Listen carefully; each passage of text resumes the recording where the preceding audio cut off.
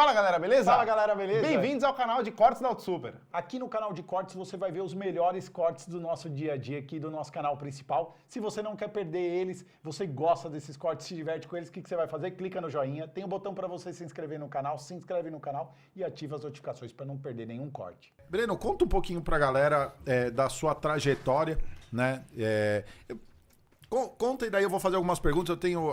Eu sou um fã de tecnologia, sempre fui assim. Então, basicamente o Lucas, ele é um cara muito mais mão na massa, né? Nós somos sócios hoje na AutoSuper. Ele é um cara mais muito mão na massa, fazer as coisas e tal, mas ele não é o cara da tecnologia. Legal. Então, por exemplo, ele vai comprar um celular, ele me pergunta os equipamentos que tem aqui, basicamente eu pesquiso, eu tenho dificuldade, com ele, uma dificuldade grande. E daí ele acaba dando uma opinião de alguma coisa, tudo mais, enfim.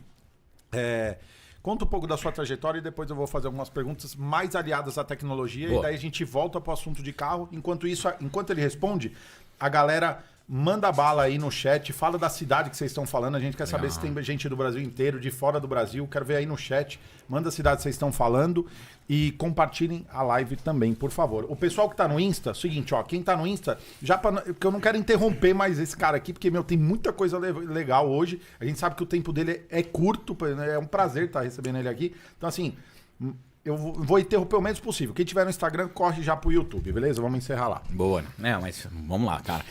Eu, pegando assim lá de trás, eu vim de uma família super humilde, né? Pai taxista, mãe vendedora de loja de shopping, estudei em colégio público, acabei não conseguindo me formar, então eu não sou formado. Todo mundo pergunta, você formou, você estudou em quê? Então tentei me formar ali, estudei administração, não concluí, estudei engenharia, não concluí. Taxado, né? De playboy hoje.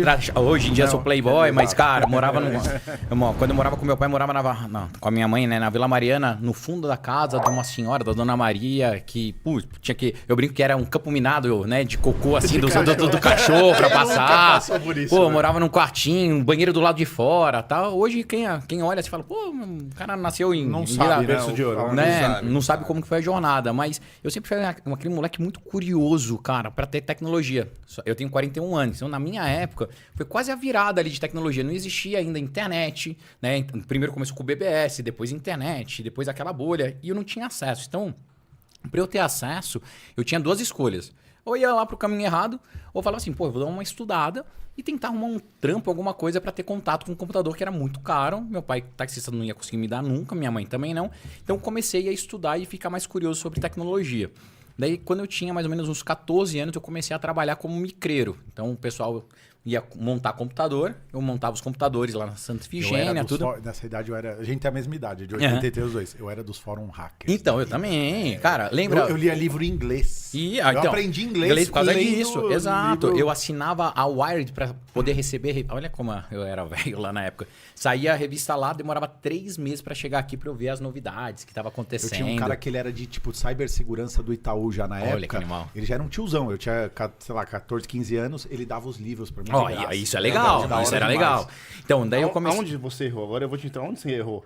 Cara, já que você perguntou, não era pra interromper, ele vou falar. Cara, o meu pai falou que eu tinha que fazer administração, porque administração eu ia trabalhar em qualquer lugar e eu ia ter emprego a vida toda. E a verdade, igual ele, eu nunca me formei. Legal. No final das contas, por causa disso. E daí eu comecei a estudar, mexer, pra, né, tentar conseguir ter contato com o computador e comecei a trabalhar nessa empresa que chamava Computer Point. Eles tinham um boxinho na Santa Efigênia e um no Jardins. E daí, cara, uma das coisas que o meu pai sempre falava, e minha mãe também fala até hoje, educação é tão importante. Por mais que eu tivesse uma educação humilde, eu sabia comunicar bem, eu falava bem. Daí o cara que me contratou me levou para ficar no Jardins ali.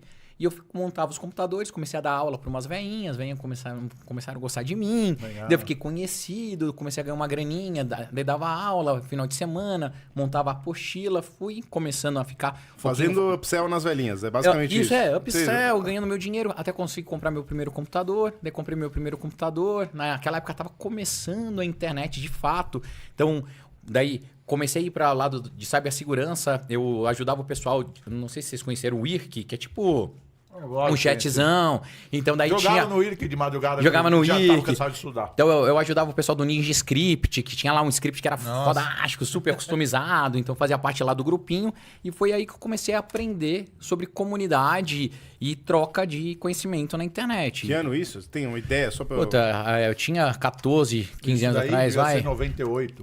Ou um pouquinho antes. 96, né? 96. Que tinha aí, acabado de chegar o 96. KD no Brasil, que era um primeiro buscador brasileiro, sim. pra concorrer com Alta Vista, aquelas coisas. Daí eu comecei a mexer um pouquinho com segurança, mas sempre gostei dessa parte mais de tecnologia que a gente chamava por baixo dos panos. Aí fui trabalhar com a parte de infraestrutura de rede. Então, fazia instalação de cabo de rede, na época que chamava cabo coaxial, precisava ter terminal, tudo, antes de ser, hoje em dia, a velocidade que a gente tem. Tipo, eu usava o Windows NT, né? Isso, Windows NT e tal. Daí peguei, cara, todo o Windows 3.11, Millennium, por aí foi. Só que em determinado momento... NT Server, né? NT Server, isso, 4.0. Eu tirei... Fui um dos meninos, né, na época, mais novos a tirar a certificação da Microsoft, quando eu fiz. Eu tinha 16 anos. Aí eu comecei, cara, a ver que eu não queria trabalhar para ninguém, porque eu já fazia mais dinheiro, né, dando as aulinhas, prestando serviço. Daí comecei a prestar serviço para umas empresinhas, tudo do que na empresa que eu tava. E eu montei minha primeira empresa com 16 anos. E era uma empresa de desenvolvimento de software na época. E daí o que eu vi? Que as empresas iam precisar do computador para automatizar as coisas, porque tinha acabado de chegar no Brasil a 5ASEC, que é essa lavanderia hoje, né? Essa rede e tudo. Só que quando a 5ASEC chegou no Brasil, ninguém conseguia operar os PDVs, né? Aquelas telas, que era tudo em inglês. Então ninguém conseguia colocar observação de roupa e tal. Então o que a galera fazia? Entrava nessa 5ASEC, o atendente pegava, anotava na mão e colocava no ganchinho, igual, cara, os incas faziam ainda. Tinha o daí sistema, mas não funcionava. E não funcionava. Daí eu olhei e falei, vou fazer isso, só que vou fazer para o Brasil. Daí foi a minha primeira empresa. Eu comecei a customizar, né, desenvolver software. Era padaria, lavanderia e farmácia. E daí naquele momento sozinho. Depois eu contratei duas pessoas. Aí no final do primeiro ano eu já tinha mais ou menos uns 5 funcionários. Daí a gente trabalhava, daí eu tentava ser emancipado, meu pai não deixava, porque meu pai ficava com medo de eu fazer cagada, daí no final não deu, ele não conseguiu segurar, daí emancipei, consegui alugar uma salinha ali perto daquele Colégio São Luís, lá na Paulista. Sim. Ali eu acho que era o prédio que chamava Luiz Gonzaga, se não me engano.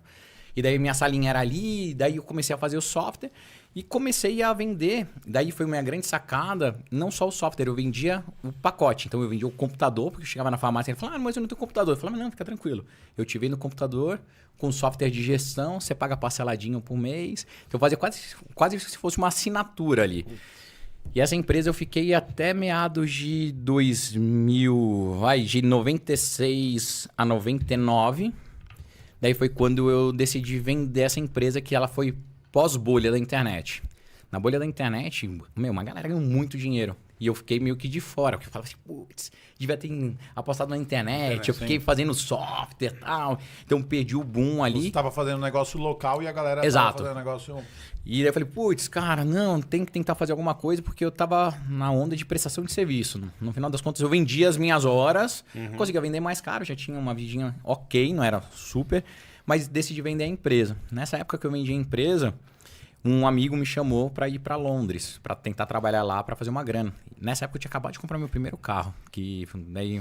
Sempre que você ganha um dinheirinho, né? É foda. Você vai fazer o quê? Moleque, vai comprar o carro. Que carro, claro. Cara, eu vou te contar a história. Você quer a história bonita ou a história triste? A história real. A história real. O primeiro carro que eu comprei foi um Cadete. Cadete conversível que eu queria. Conversível? Com a venda da empresa. Eu fiquei com o carro 8 horas. Como assim? Eu comprei a porra do carro numa loja do centro.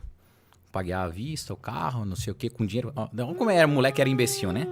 Comprei à vista o carro e tal, no centro de São Paulo. Bacia das Almas, que meu pai chama. Cadetezinho amarelo, detalhezinho em preto, aquele conversívelzinho, bonitinho.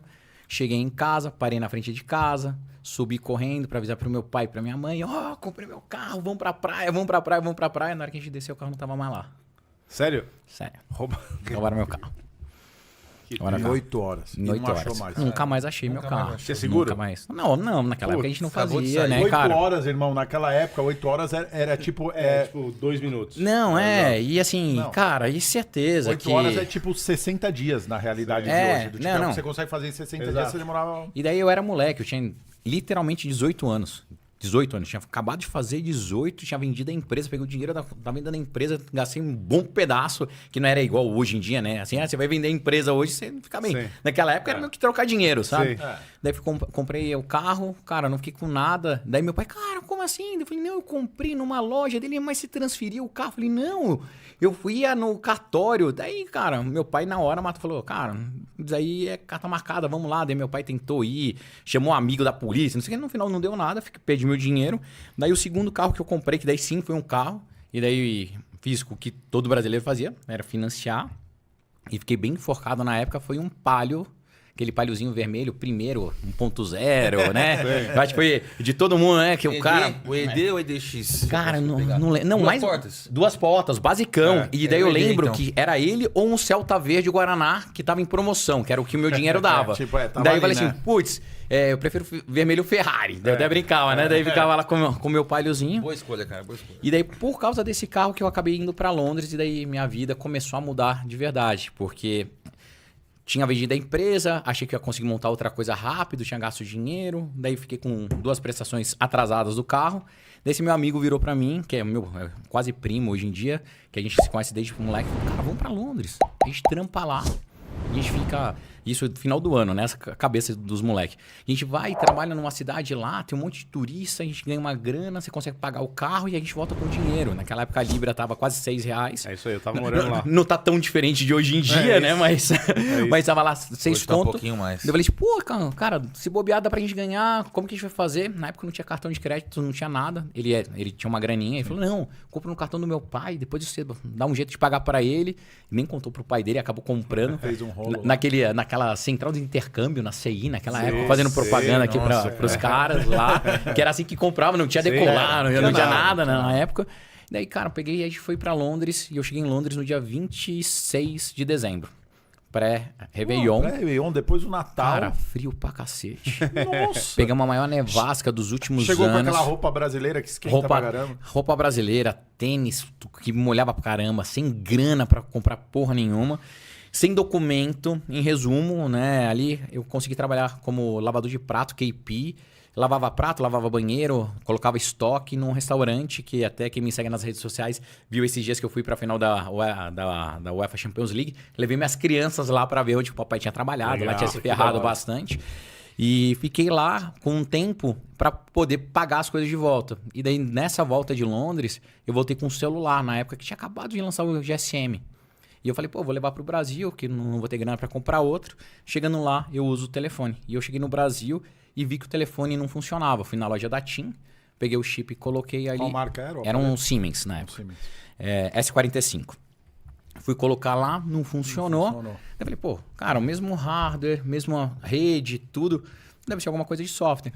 Fui pra internet como eu fazia antes, comecei a pesquisar fórum e descobri como fazia para funcionar o celular, que era o desbloqueio. Naquela época a gente estava no mesmo momento do Brasil que estava fazendo conversão dos carros a gás, a gasolina, para gás natural e para... E as outras moedas eram convidativas na época, né? Isso.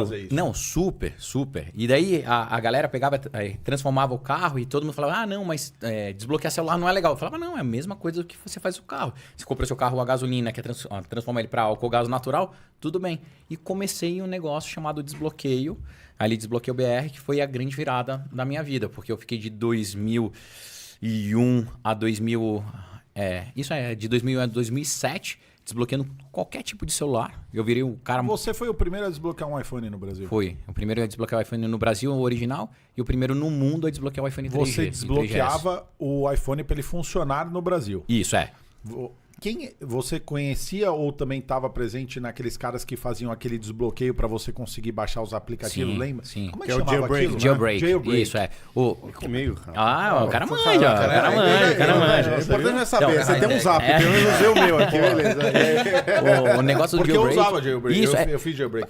Para fazer o desbloqueio, você precisava fazer o jailbreak, que era a forma que a gente conseguia de alterar um pouquinho o software. Então, o jailbreak nasceu... antes de tudo, para conseguir fazer o unlock. E na época não atualizava tanto o celular igual hoje. Isso, não atualizava. Naquela época não tinha aplicativo, cara, no celular. Então a gente usava o jailbreak, foi a primeira coisa que a gente fez, a gente fazia o unlock, que era a adição de software ali para ele funcionar.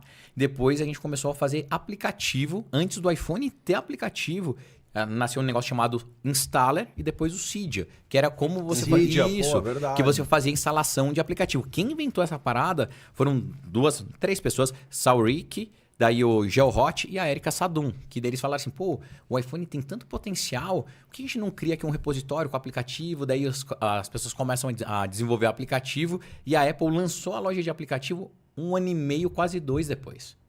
Então, eu comecei mesmo assim, e a minha vida começou a mudar com o desbloqueio do iPhone em 2007. Quando eu fui o primeiro no Hoje Brasil. não existe mais jailbreak. Não. Assim, tem o jailbreak, mas não precisa, né? Porque no final das contas, toda vez que você faz o jailbreak, você deixa o seu aplicativo, o seu telefone mais vulnerável, porque tem ali algo aberto que alguém pode acessar, mas não tem mais porquê. Naquela época, cara. O jailbreak na época era legal porque eu baixava o joguinho. Aí eu, sem querer, eu começava o jogo de trás pra frente. Isso, Né? Eu não, já era chegava... não era pra assistir sites educativos. Não era desse, não precisava. Tinha o computador ia bem pra isso. o computador resolvia. Mas você ia lá no joguinho, você começava, em vez de você começar com 0 dinheiros, você começava com 1 Era bilhão tipo de o Game Shark dinheiro. do celular. Isso, o Game Shark do celular, a mesma coisa. Maravilhoso. Ó, pra você ver sabe como o que é isso, esse... Claro. O Game Shark é um negócio que você colocava atrás do PlayStation, que te dava... Você conseguia Desbloqueava hackear, tudo. desbloqueava tudo do PlayStation. Então, eu tinha dinheiro infinito no... E aí, legal, hein? Tá curtindo? Lembrando que tem vários outros cortes muito legais aqui no canal. Bora! Daí a história... Então, daí eu tava lá, voltei pra Londres. De Londres, comecei a desbloquear meus telefones, aí comecei a viver disso um bom tempo, até eu vi um anúncio do Steve Jobs, e o Steve Jobs mostrava que ia ter o telefone novo, o telefone da Apple, que era o iPhone, e que ele teria um contrato de exclusividade com uma operadora americana chamada AT&T por 3 anos.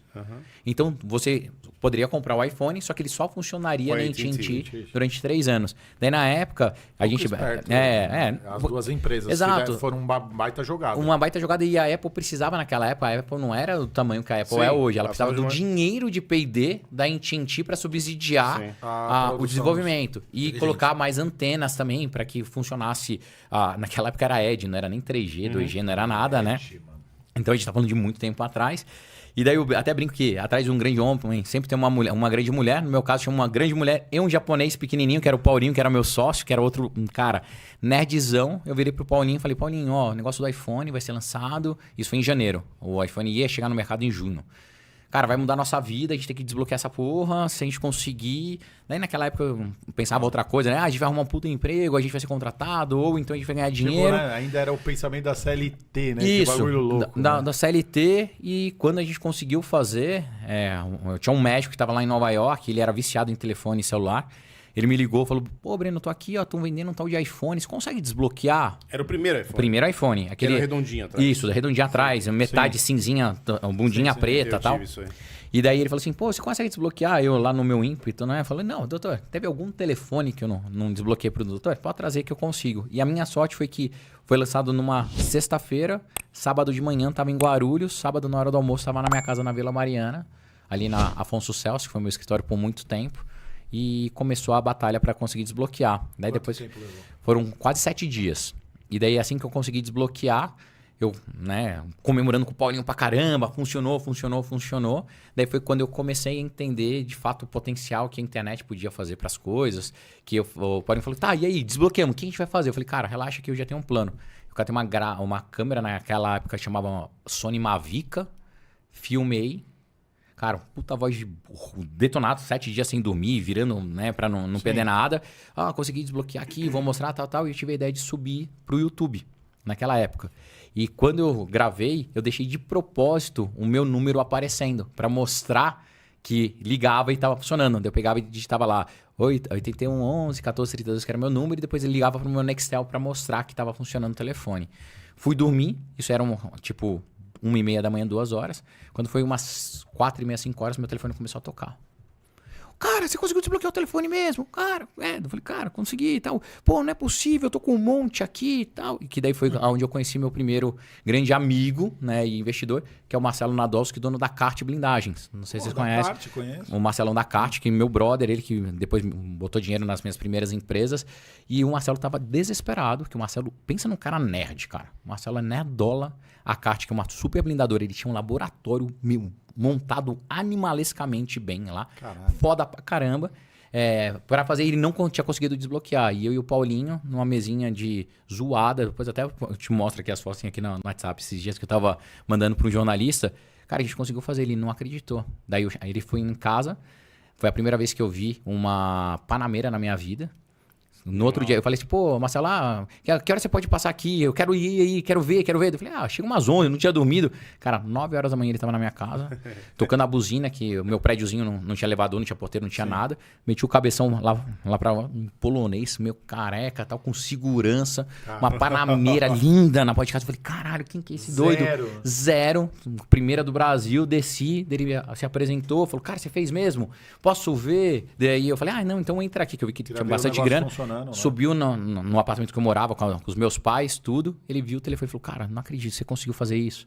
Eu tô aqui tentando, já queimei não sei quantos telefones e tal. Então, porque eu imagino que existe um risco cara, gigantesco. Naquela época eu cheguei a queimar um. Meu médico levou 3, um deles eu matei. Daí o resto deu certo, que era a tentativa, mas que a gente precisava. E daí o Marcelão falou assim, cara, que incrível, pô, cara, vai mudar a tua vida. Eu falei, cara, como assim? Dele, não, eu tenho tantos telefones, eu conheço muita gente, um monte de gente tá querendo esse telefone, eu vou te apresentar para todo mundo, só deixa eu ver se é verdade mesmo, como que você fez. Ele até foi super legal, assim, não quero nem ver como que você fez. Você tem como fazer isso aqui na minha frente? Toma um bloqueado e faz. Eu fiz para ele. Daí naquela época eu tinha, cara... E era rápido o processo de fazer? Não, dava 1 horinha mais ou menos, que eu precisava abrir o telefone. Mas depois que eu peguei a manha, a gente fez uma linha de produção mesmo. Daí demorava 10, 12 minutos, assim. Então eu tinha uma galera que ia preparando, abrindo. Só que o sistema, a solução, só eu e o Paulinho que a gente sabia. Só a gente fazia. Então a gente ficava virando madrugada, a gente não dormia, a gente ficou um bom tempo fazendo. E daí lá naquela época... O segredo era o sucesso, cara, naquele momento. E eu lembro como se fosse hoje, o iPhone original, a gente conseguiu montar um negócio muito legal. Eu cheguei a desbloquear mais de 5 mil telefones naquela época. E eu cobrava R$600 cada telefone. Numa época que R$600 era dinheiro. Era mais caro do que o telefone. Porque você pagava $299 ou $399, era o mesmo preço do telefone. O dólar era 2, R$1,98 e tal. E cara, a gente... É o que eu falo, o iPhone hoje, imagina que louco seria o Brasil... Se hoje o dólar fosse tipo, 2,50, 3 até. Cara, custaria R$900. Exato. É R$1.000, assim, é um negócio, cara, incomparável com a época que eu passei. E daí, aquela época foi muito legal, porque o Marcelo, muito bem relacionado, né, por causa de blindadora, me apresentou para vários executivos legais. Daí, esses executivos foram apresentando outras pessoas. Eu conheci os boleiros, eu conheci não sei o quê. E, cara, foi um momento muito louco, porque num ano... Eu era um desconhecido que desbloqueava telefone para adolescente, para quem viajava, e no mês, 15 dias depois, eu tava desbloqueando, cara, o telefone de artista super famoso, a galera agradecendo, e daí eu tenho histórias super legais, quem me segue nas redes sociais eu já mostrei. Eu tenho um capacete original do Schumacher autografado por ele. Caraca. Tenho luva do Rubinho Barrichello, macacão, e Tony Canan virou brother por causa do Marcelo, que é muito amigo dele. Rubinho Barrichello, tem um monte de coisa. Jogador de futebol, tem um que tá preso que não dá pra falar, mas foi super gente boa comigo na época. Acontece. Na época, cara, fui pra Barcelona. Na época que o Ronaldinho Gaúcho jogava, me recebeu no Barcelona, me apresentou pra todo mundo. Desbloqueei o telefone do Thierry Henry, ganhei camiseta autografada do cara.